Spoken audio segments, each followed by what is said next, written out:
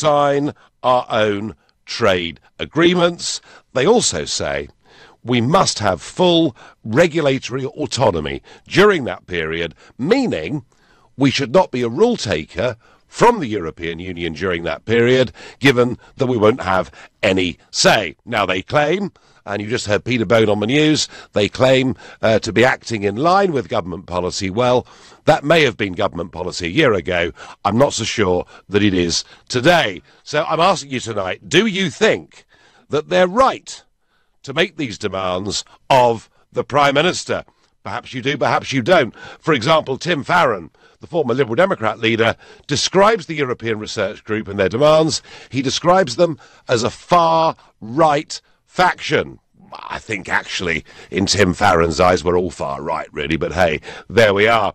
But all of this comes on a day when we get a leaked government document saying, and by the way, if there is some confusion on this, we are due to leave the European Union on the 29th of March next year. That's when Article 50 expires.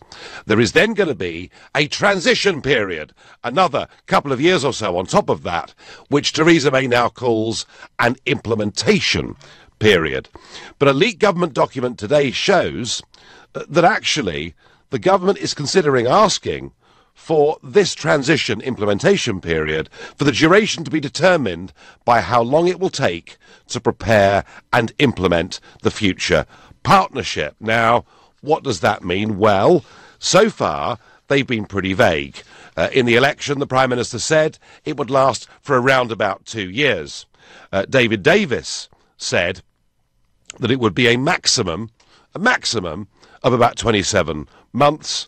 But now, the language of this is as if to sort of say to us, well, it could last for years and years and years. And all of this, as we come up to an absolutely crucial summit that takes place in Brussels on the 22nd of March. And the government's absolute priority will be to come away from that summit with the principle of this transition period having been agreed. Already, we're being told that EU migrants that arrive during that transition period probably won't be treated any differently to those that came before. And if you add all of this to where we were in December, when she agreed to 40 billion, she agreed to some continued oversight of the European Court of Justice, I think what you're seeing at every stage is a government making more and more concessions, delaying Brexit, watering down Brexit. So my view is that Jacob Rees-Mogg and the European Research Group are right to say, you know, enough's enough. During that implementation period, we must be able to negotiate and sign our own trade deals. That'll be a very big message to send to the folks here in Washington, D.C. A very big message to send to the Australians who've been in London this week. And frankly, if we don't do it, we won't be able to reap any of the benefits that we should be getting from Brexit. So I think that they're right to make these demands. Do you agree with me that Jacob Rees-Mogg and the European Research Group are right to make these demands of the Prime Minister, that we have to be free to get on with those global negotiations from the end of March next year? Let me know what you think. If you agree with me, call on 0345 6060 973, or perhaps you think, no, we've got no option but to do whatever Monsieur Barnier says. And by the way, he certainly doesn't want us negotiating and signing new trade deals. And in that case, text to 84850, or perhaps there's another message you'd like to have seen in this European Research Group letter going to the Prime Minister. Let me know what those suggestions are. Keep them clean, and do that by using the hashtag Farage and LBC at LBC, and you can watch me on Facebook and comment on there too. I'm going to go to Bill in Colchester, a new caller to the show. Good evening, Bill. Yeah, hello, Nigel. It's just, why is it, Nigel, that we're not all of us, sieging Westminster? Cameron come out with this nonsense. He thought that we was all going to hop along like sheep and take us back into his scheme of destroying Britain's sovereignty. The people voted out. They voted out. They didn't care what the Europeans had to say. They didn't care about all the threats. They didn't care about all the terrible things that would happen to us. we voted out. It was a yes or no, because when these backbenchers started to say they wasn't satisfied with this section of the European Convention, and they wasn't satisfied with certain elements. He said, I'm getting bored with the whole thing, because he thought he was going to get a landslide. It gave us the opportunity, and we said we don't want it. We want out of it. What they're doing, Nigel, they've got total contempt for us. They've had contempt for the British public for years. They did when they had the MPs' expenses. They thought, who are you to decide what our expenses are? They've lived eye on the hog by ignoring the wishes of the British people, and they just think that we're fools and idiots. We voted out. I don't see there's anything to debate, Nigel. We want out. We went across there. We got ourselves in terrible debt to fight a Second World War. We hadn't finished paying that instalment back until recently. Now they're telling us that that's true. That's true, Bill. But, our political class were all signed up to the European project, and you're quite right to say the referendum result was a very big shock to them. So are you, I get the feeling you're beginning to get quite angry about this, Bill. Nigel, they ain't going to... They're using every scheme they can to tell us we can't leave. The idea is soften us up for a second referendum so that they can then say, that's it, that's the end of it, you voted to stay in. It's disgusting what they're doing to us, Nigel. I'm surprised there hasn't been a rebellion in this country. I mean, what is it? Are the British people so used to being browbeated that they're frightened now? I mean, I think fear against them. I think for the moment, Bill, I think that leavers are giving the government the benefit of the doubt. But I agree with you in the sense that I think that patience is beginning to wear a little bit thin. And so, Bill, presumably, you agree with me that Rees-Mogg and the other 61 backbench Tory MPs are exactly right to say to the Prime Minister that during the transition period, we've got to get on with the rest of our lives. Yeah, there's people, Nigel, I'm sure you're aware of, believe in conspiracies that they're trying to make it so untenable that when Corbyn gets elected, this will all be undone. That's what they're after doing. I mean, that's a conspiracy theory that's going on around the political, sphere at the moment. If the transition period, Bill, if the transition period lasts much longer than is planned already, and the government today appearing to accept that it could go on for a long time, Chuka Ramuna saying perhaps they want it to be there indefinitely, you could get a Labour Party winning the next election and effectively keeping us part of the single market and the customs union. So there is a great risk, there is a great danger of that. Bill, I get the message. Theresa May, get on with it. Bill has had enough. He's angry. How does Steve in Rickmansworth feel? Good evening, Steve. Hi there, Nigel.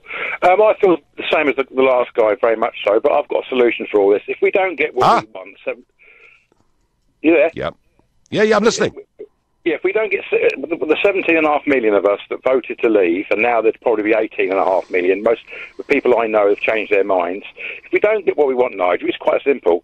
I, for one, will stop paying tax. I won't tax my car. I'll park anywhere I want. I will not uphold law and order. I will throw my litter everywhere, and they can fill the prisons with people like us.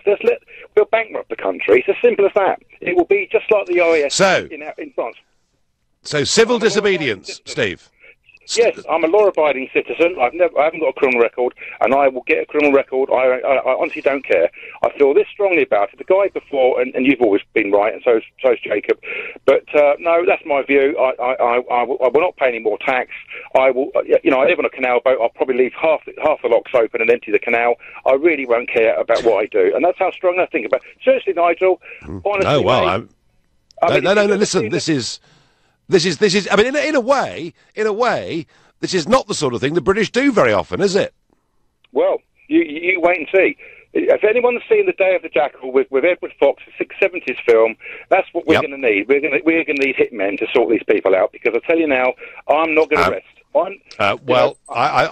Steve, I've got to stop you there. We can't allow the advocacy of hitmen to be aired without being challenged and shot down. But your point about civil disobedience is a very interesting one, because when Margaret Thatcher introduced the poll tax, we saw quite large-scale civil disobedience, and you know what?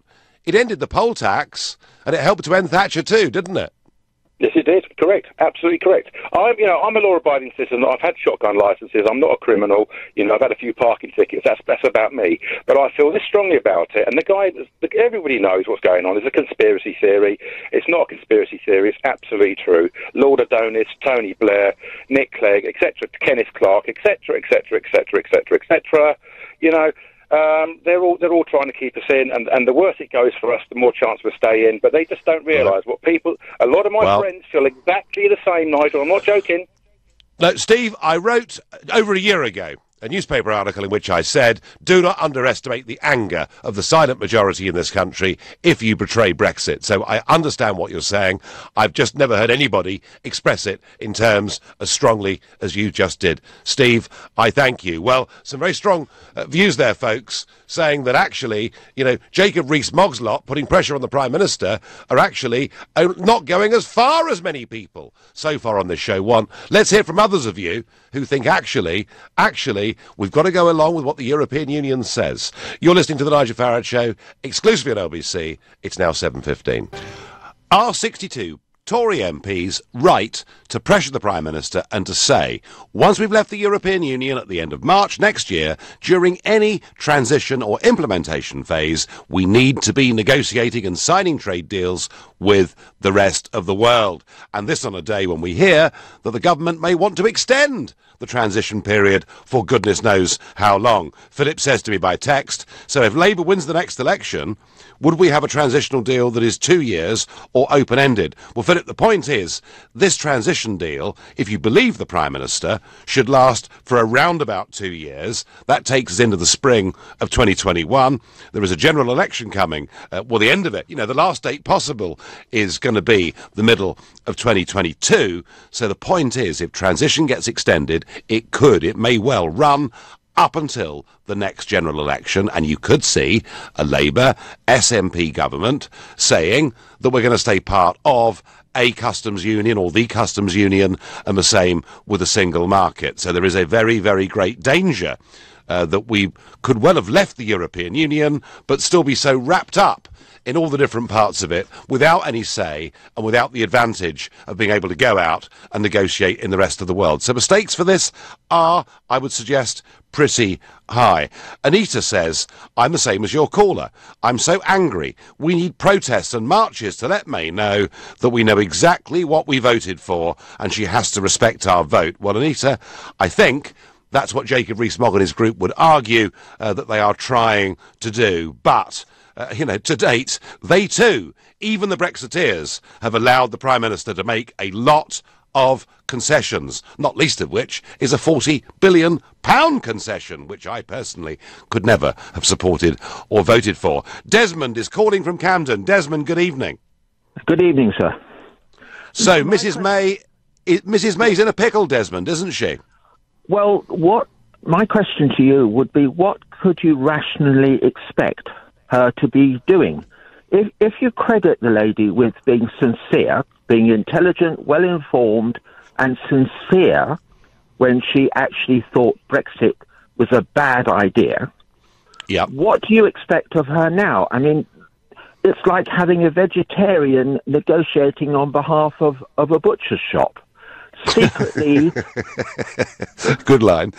Secretly, she wants everybody to change their mind, and if she thinks that by delaying it, sweetly and politely or any other way, she can get them delayed long enough that people will see a different point of view and will change their mind, that is her sincere hope, I'm sure. I mean, you know the people personally involved. Would you say that she is sincere? Well, I mean, the one thing, Desmond, that she's totally insincere about is when she attempts to defend the Brexit position of the government, because when Ian Dale asked her on LBC not so long back, if there was a referendum tomorrow, would you vote to leave? She couldn't answer it. So she certainly is not sincere when it comes to Brexit. She has been trying to keep different wings of her party together. Whether she secretly hopes we'll all change our mind or not, I don't know, Desmond. I would suggest that's a very risky game to play. But do you understand, Desmond, some of the previous callers I had before the break, do you understand why there is a growing anger amongst some people out there. Yeah, I understand. I hear them, but I don't in any way agree with them. The British people are essentially law-abiding in the main, and there's no way that they would want to see such extreme behaviour as was advocated by one previous caller. That's not in our vocabulary. No, and I was quite shocked to hear it, Desmond, but I do sense a growing anger amongst Brexit voters out there, and a Prime Minister that simply isn't delivering, and a transition period that may well go on to the next election. I would suggest, Desmond, that actually what really needs to happen is that the European Research Group and those within the Tory party in Westminster who sincerely want Brexit to happen, surely they should now get rid of this leader. Well, what I think needs to happen is that we need a new Prime Minister, somebody, for example, who might have a clinical, almost forensic way of dealing with things, and he would be in alliance or working in partnership with maybe someone else from a different point of view who might have spent 17 years advocating that Britain leaves the EU and has dedicated the last 17 or maybe it's 25 years to do you know of anybody like that?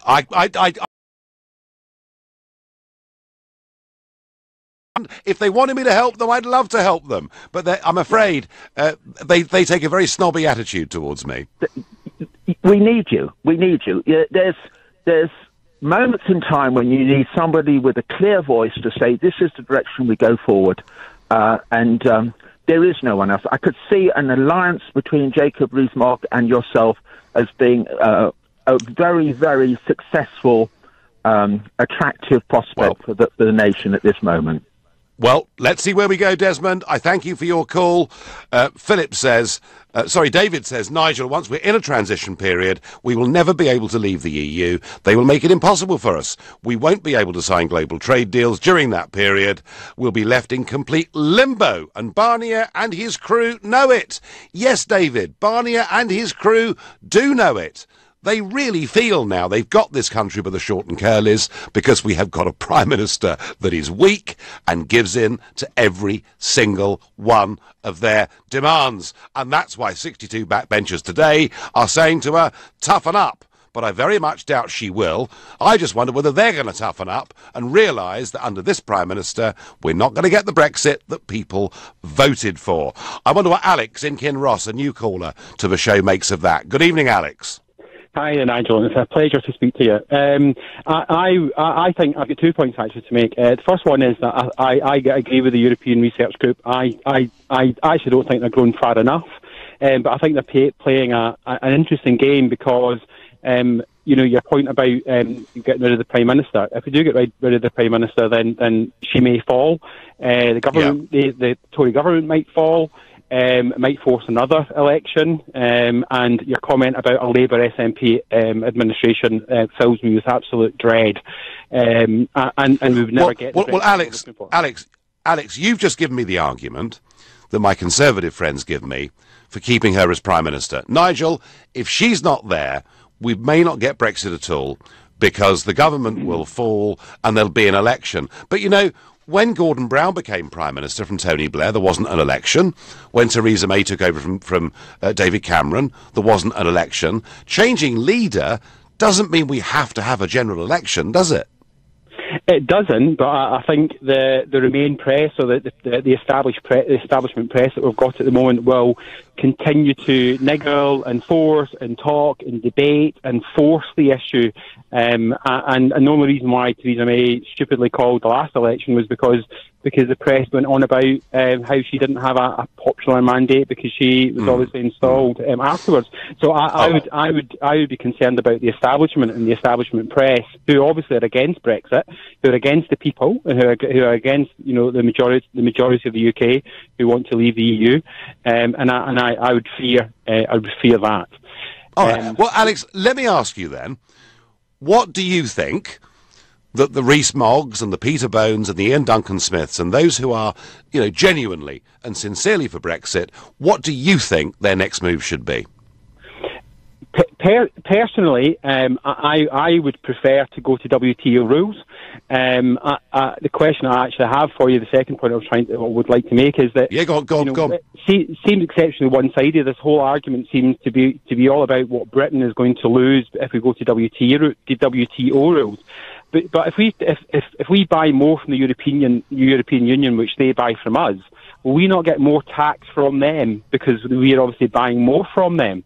So therefore, surely the trade or the WTO trade tariffs that we apply will equally apply to what we buy from the European Union. So therefore, that's going to be more difficult to them, is it not? So therefore, yes, Alex, you're right. And there was a report out yesterday, Economists for Brexit, a handful of very well-known, highly respected economists saying, actually, by leaving the European Union, by putting in place appropriate free trade deals with other parts of the UK, within 10 to 15 years, the UK economy could be 4% of GDP better off. The government targets, of course, telling us we could be 8%, or the Treasury figures telling us we could be 8% worse off. Their models had made no allowance for the fact that we would change our relationship with the rest of the world. So actually, Alex, there are some powerful arguments that need to get made for how outside of this union the country can do better. The question is, under this Prime Minister, will we ever hear anything as positive as that? I don't know. Alex from Kinross, I thank you for your call. You're listening to the Nigel Farage Show, exclusively on LBC, live from Washington, D.C. It's 7:30. Tory backbenchers, not exactly an open rebellion, but 62 of them saying to the Prime Minister, this implementation period, transition period, must not stop us getting on, making our own trade deals with the rest of the world, and we must not go on taking European rules, new rules, during that period, because that would make us a vassal state. So, yeah, it's getting close to rebellion. It's not quite there yet. And a story that most of you would have seen, but some won't perhaps, is that nearly 600 Kentucky Fried Chickens out of 900 outlets over the last couple of days have been closed across the country because the new delivery contract has all gone wrong. And some of those that are open now have got limited menus or they've cut their opening hours. And this has sparked panic amongst bargain bucket buyers and fried chicken fans. And East London, police have reported that people are ringing in. They're calling the police to say Kentucky Fried Chicken haven't got any chicken. And I just wonder what's become of the country if we're so reliant on takeaway fried Kentucky chicken or whatever other substitute it is that we think we should ring the police. Something I think maybe, just maybe, something has gone wrong with our national diet. Well, I tell you what, there's no shortage of chicken in KFCs here in Washington, D.C. The president, who is a KFC fan, would never, ever allow it. It couldn't happen. But back to our debate tonight. Are these backbenchers right to say to Theresa May, start getting tougher, leave our hands free to negotiate with the rest of the world during the transition period? I'm going to ask Evan in Slough that very question. Good evening. Hi, Nigel. I just want to say I do agree with the last caller about violence not being, an answer to anything. We were pretty much split on the referendum, 50-50. So, yes. Either half suggesting violence as a solution is just not, I think, a good idea. And what does concern me is that if we do actually enter, we have a hard Brexit, that if we suddenly find the economy begins to really, really struggle and people start to lose their jobs, we could find that there is a large growing amount of people that getting extremely angry about leaving when there was when it was 50-50 split, and us having a hard Brexit, which was never agreed. And then it could, there's nobody who's really accountable for it. If we suddenly leave. Evan, let's just get one thing very clear. I did not support the use of violence during that phone call or anything like it. I have been subjected to violence used against me repeatedly. I'm not a fan of it. I lived through it and got on with it. So many of your callers keep saying, "Oh, I'm so angry. I'm so very angry." Yeah. Every time. Evan, betrayal makes people angry, and there is an increasing feeling. No. Nobody. Evan, I think you're missing the point. People who voted betray what they voted for, and they're getting we never voted for very a hard Brexit. angry. We voted for leaving the EU, not a hard Brexit. Evan, at no point in that referendum were the terms hard and soft Brexit used. Do you know why? Exactly. Because and do you know Only why? leaving the EU. Because every major figure on both the Remain and the Leave side in that referendum said a vote to leave means leaving the single market, means leaving the customs union. That's not true. That's not it true. could not have been clearer, Evan. We voted simply on the ballot paper to leave the EU. Any extrapolations was purely an extrapolation.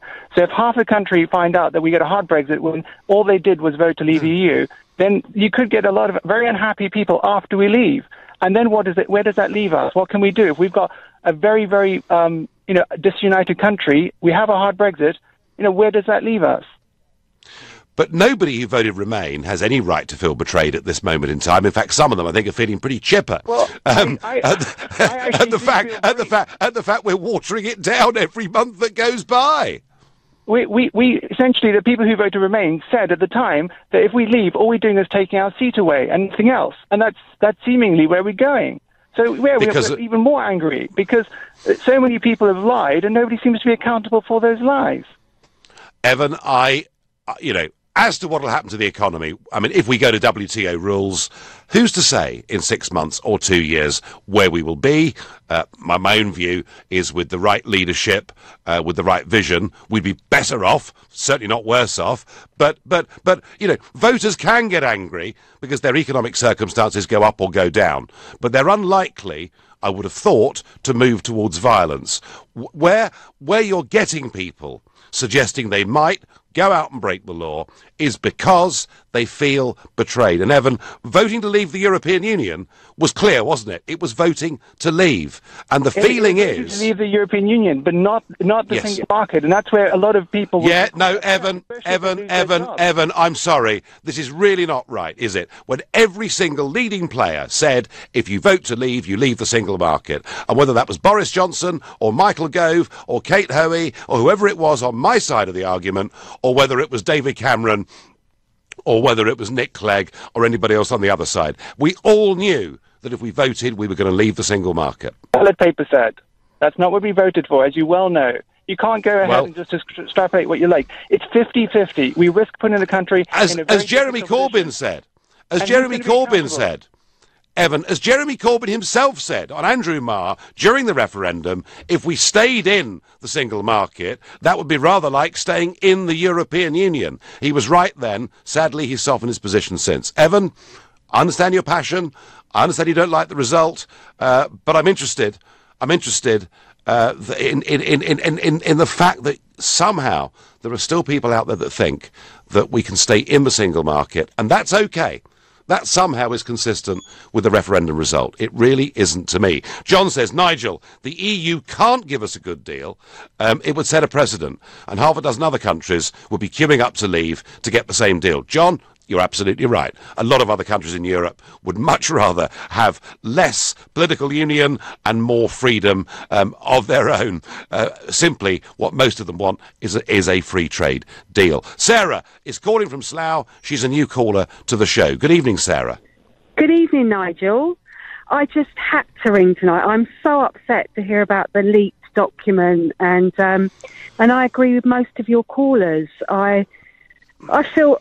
Obviously, I'd never break the law. I'm a law-abiding citizen, but I feel like we're not being heard. And if it wasn't for you and Rees-Mogg speaks for me really clearly, and I agree with everything he says. I didn't actually vote to leave, by the way, in terms of the referendum. Right. I was on the fence, and I'm ashamed to say that. I couldn't decide because I was worried about the trade, the loss of trade, but I really wanted us to get our own laws back. And I felt like they were a bit like an ivory tower in Brussels. They just weren't in touch with people on the ground anymore. So did you vote at all, Sarah? No, but I did. It did sway my view in the election. I voted Tory because I felt they were stronger about Brexit, because by then I definitely want to leave. I am so... Their behaviour through the negotiations, I felt like they'd been oppressive, bullying, it just, you know, I just feel like, and I'm really disappointed in Theresa May, and I've tried to stick up with her for a long time, but she's just giving all our power away. I just feel like she is caving. So she needs... Really... So do you want to see the Prime Minister getting a bit tougher? Yeah, I totally am behind Rees-Mogg. Every time he speaks for me. I want us to get our laws back. I think it was very clear. I definitely can't see how we can stay in the customs union and leave the EU. I don't know why people have made something of that. I've worked in imports and exports for years. I understand the WTO rules. There's no problem with the WTO rules. Do you know what I mean? I think everyone's panicking. My understanding is that our trade with the EU has dropped and it's continuing to drop. And I just feel like, why is everyone panicking about WTO rules? I think the real thing, Sarah, is that our trade with the rest of the world increases a little bit every single year that goes by. And every single year that goes by, because of the changes that are taking place in our world, the EU becomes a less and less important marketplace. You know, when we joined the European Club, they were about 30% of the global economy. They're now between 15 and 20% of the global economy, and in 10 years' time, they'll be less than 10%. So it's pretty clear to me, Sarah, that the future is global and that we've got to be free and out there and negotiating our own deals. But I, like you, Sarah, worry whether the Prime Minister has got the vision, the guts, the strength and the courage to actually do it. Maybe the letter from 62 backbench Tory MPs will give her the spine to do what's necessary. But don't, folks, hold your breath. You're listening to the Nigel Farage Show exclusively on LBC. I'm here in Washington, D.C., and the time back at home is 7:45. Is Theresa May betraying Brexit? Some of you seem to think she is, and you're getting really quite angry about it. Jacob Rees-Mogg and his 61 other backbenchers are being politer than that, but they are saying that this period that'll begin next March, this implementation period, as the Prime Minister calls it, transition, as they call it in Brussels, we must be free, not just to take European rules and to get out and make our own trade deals in the world. But before we go to that, just have a little listen today to a pretty fiery exchange that took place at Prime Minister's Questions between Theresa May and the Leader of the Opposition, and Jeremy Corbyn, unusually, going on the Brexit issue. Well, the Foreign Secretary recently made a speech about Brexit, and he found time to mention carrots, spam, V signs, stag parties and a plague of boils. Not one mention of Northern Ireland in his speech. Mr. Speaker, we're halfway through the 6 speeches we were told would set out the government's negotiating position. So far, all we've had is waffle and empty rhetoric. Businesses need to know. People want to know. Even her backbenchers are demanding to know. But it isn't clear from today's exchanges. This government isn't on the road to Brexit, Mr. Speaker. It's on the road to nowhere. Prime Minister! He said that we have not set out any detail. Can I suggest to him that he needs to think very carefully about the security partnership that we want with the European Union when we have left? I set out in my speech in Munich last week exactly what we want that security partnership to cover, because we believe in ensuring that we are maintaining the security and safety of people here in the UK, but also of people in Europe. And we are unconditionally committed to the safety and security of Europe. But can I congratulate the Right Honourable Gentleman, because normally he stands up every week and asks me to sign a blank cheque. And I know he likes cheques, but really, that is terribly... Well, whoever wrote that for her, that was quite funny, wasn't it? And of course, nothing more from Jeremy Corbyn today on whether he did or did not have meetings with that Czechoslovakian agent back in the 1980s. But some reports saying that the Stasi have no files on Jeremy Corbyn from that period. It will all, of course, become clear. Back to our subject, I get an anonymous text here. Nigel, there is a silent majority, and there is an even more silent majority. Your rich friends have disenfranchised the middle class. Wait for the backlash. But whoever sent that, I thought it was the working class voters that caused Brexit, not the rich people. I'm confused. I'm going to go to Nick in Vancouver. We've spoken before. Nick, you've heard a few people tonight on the show getting pretty angry, feeling that May is not delivering Brexit. Is that fair of them to feel that way? I feel I don't think anyone's going to get the Brexit they want because I don't think it's possible. I think compromises will have to be made one way or the other, and your hard Brexiteers want a hard Brexit, but they don't want to pay the economic cost of that. And there needs to be an economic cost to a hard Brexit. It has to be very painful, or it won't work. It won't change the British economy. If there isn't an almighty hit, and if Britain isn't given a huge economic boot up the backside to say, you know what, you're no longer a service economy, you now have to become a manufacturing economy like the rest of the world, then British companies are not going to adjust, and Britain will slowly and sadly decline, as it has been for 100 years now. Let's be honest. Britain I have to say, Nick, 19th century. I was very depressed yesterday to hear David Davis say that Britain won't change as a result of Brexit. And I thought the whole point of Brexit was that those that voted for it wanted Britain to change, didn't they? Well, I mean, I live in a country where British products do not compete at all with German products on the same level playing field. We have about 300 German cars in Canada to every one British car, and the only British cars you see here really are owned by BMW anyway, so they're really German, they're just made in Britain. Britain is not a manufacturing economy, and that is the name of the game outside of the EU. And Britain, in order to regain it, I mean, like I said, I'm a Remainer just because I think this is a bit pointless. Nick, we are still the 8th or 9th, I forget which now, biggest manufacturer in the world. So we're not irrelevant when it comes to manufacturing. But clearly we're not Germany. That is absolutely true. You talk about the cars. You talk about the cars, but we're actually. Hang on, let's finish this point 1 second, Nick. We are actually, making more cars in the United Kingdom than we've ever done at any point in our history. And the fact they're overseas investors owning the companies, that's not necessarily a bad thing, Nick, is it? Do you believe that Honda and Toyota and Nissan set up shop in Britain for the British market, or did they set up shop for the European market? Oh, both, of course, is the answer to that. But actually, that they will necessarily. But actually, Nick, afterwards, but they're there because of the EU and the open borders. They wouldn't. Well, Nick, I mean, we sell more cars. I remember Vauxhall in the 1970s.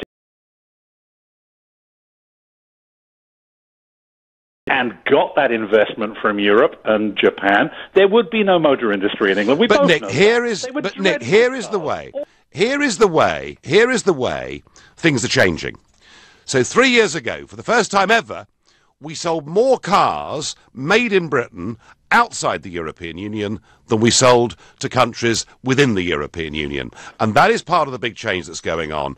And actually, when it comes to Nissan and people like that, we were told they'd all leave if we didn't join the euro. We were told by many of those big firms we had to sign up to the exchange rate mechanism. So none of us can predict accurately what the future is. I'm not pretending Brexit is an easy thing to do. But wouldn't it, Nick, and you view this from a long way away, surely hasn't the Prime Minister got to be a bit clearer with all of us what direction she really wants to take? I think the Prime Minister, to be honest, I think everybody in the country needs to start being... I think everybody in the country needs to stop fighting the referendum, because that's what's happening. You guys are all still arguing about the referendum. The referendum's over and done with. You guys voted to leave the EU. It's going to be very, very painful, but presumably worth it for those that voted for it. And that is what the Prime Minister needs. She needs the assent of Brexit voters to say, yes, we are prepared to lose our jobs, to take that 8% hit. Or to be richer, or to be richer, Nick. Retool our economy into a manufacturing economy. Or to be richer. Start selling things again.